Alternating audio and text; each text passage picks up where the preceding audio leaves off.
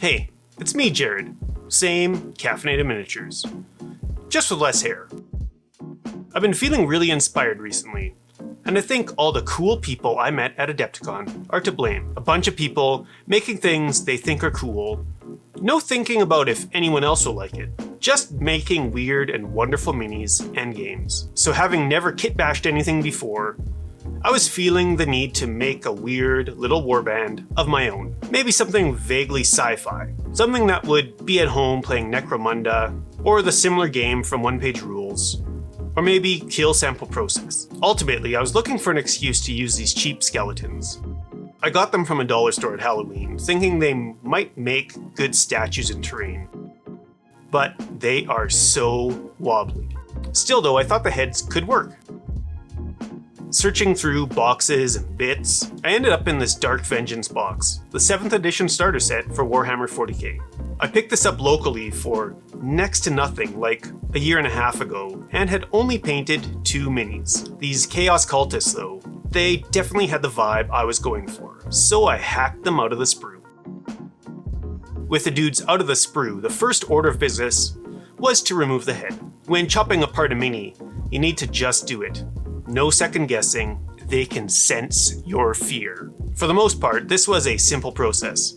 On some of the minis, I kind of resculpted the robes with an X-Acto knife and small file. Then with the knife and file, I removed any of the chaosy things, as I wanted more generic little spacemans. Some of these little weirdos were going to be great with the head swap alone, but I knew I wanted some different arms and weapons on at least a few of these freaks. At some point in the past few months, I had printed these modular dudes from print minis, and thought some of these claw arms, guns, and spiked bats would work nicely. On this fella, I found this claw arm that worked really well. However, he did need a gun, so some minor surgery was in order. Remember, show no fear, and just hack away. Scrape and slice away, continuing to check the fit. Then some super glue and bingo bango, new arm. Another new arm. And a new head. I thought Mr. Bare Chest Sexy Boy here would make a good leader.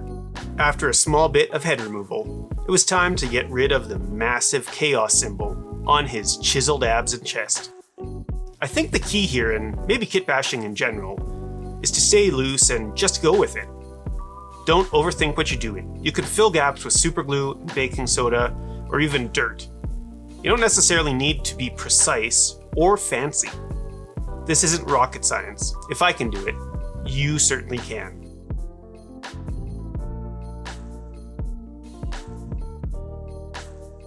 As I started priming these guys and hosing them down with some underpainted colors, mahogany, burnt orange, and orange, if you're wondering, I was starting to form some lore, some headcanon. In Necromunda, I like the Delac. They're powerful, spooky spy types, and no one really knows where they came from, or if they're even human. These silly oversized skull heads play into that. Are they helmets? Masks? Is it their real head? Are they even human? Or something else? That part I haven't really figured out, and I may never, because, to be quite honest, I like the ambiguity.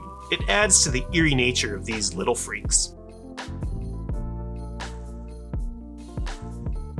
So while I don't know, or maybe even care, where they come from, I can say that this little fella, Mr. Sexy Open Shirt, is Dante, the charismatic leader of this gang, the Acolytes of the Skull. I left him with a sword and shotgun because I thought it looked cool. Is that what he's gonna have in game? Probably not.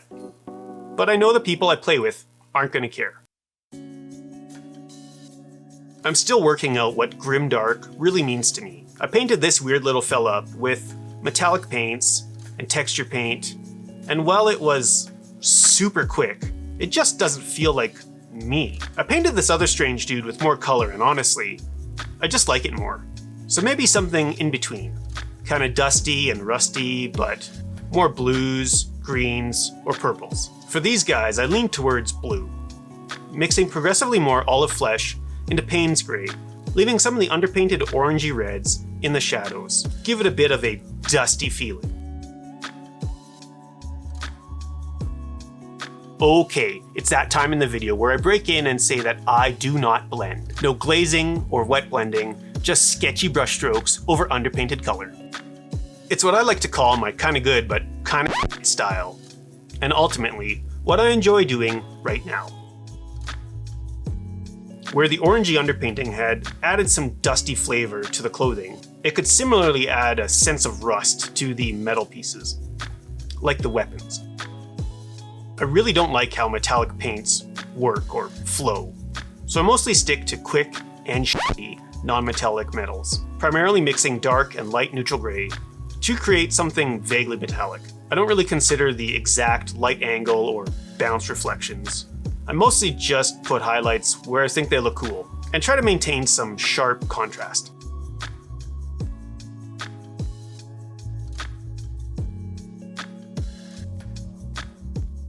With all these dudes splashed with paint, it was time for some basing. I kept this super simple. I had intentionally oversprayed the burnt orange over the base on top of the mahogany, so I just left it. Then just added a few strategic grass tufts, and finally some extra dust with pigment powder, and smush it around the base, being sure to get some into the grass tufts and on the feet, making it all exist in the same environment. Then I'll hose everything down with matte varnish to lock it all into place. Finally, let's introduce the acolytes of the skull. You've met Dante, the leader.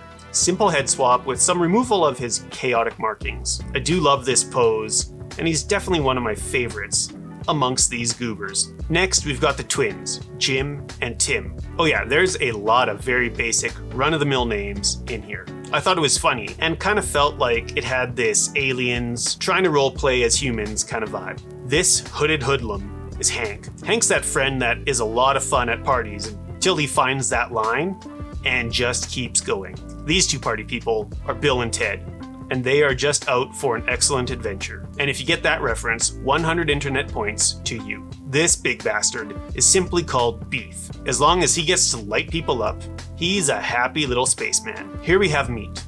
Meat's gonna run, shoot, and most likely get taken out of action. This absolute menace is Dave.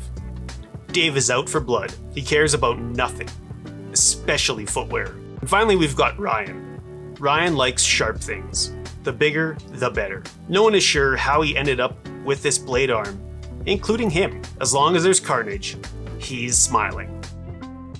Well, there you go, the Apostles of the Skull, the first warband that I've fully made my own. I'm pretty happy with them, and I'm super looking forward to making some more weird little freaks. But I want to hear from you. What do you think of these weirdos? Are you already into kitbashing, or is this something that you want to get into? Let me know in the comments below. Most importantly, I want you to feel as inspired as I do. So I'm going to link a bunch of super cool and inspiring people in the description, and you should check them all out. And if there's someone's work that you think I need to see, let me know in the comments. As always, if you made it this far, you are an absolute legend. If you liked the video, make sure you hit that like button and subscribe for more mediocre hobby content. And thanks for watching. You are awesome. And I'll see you in the next one.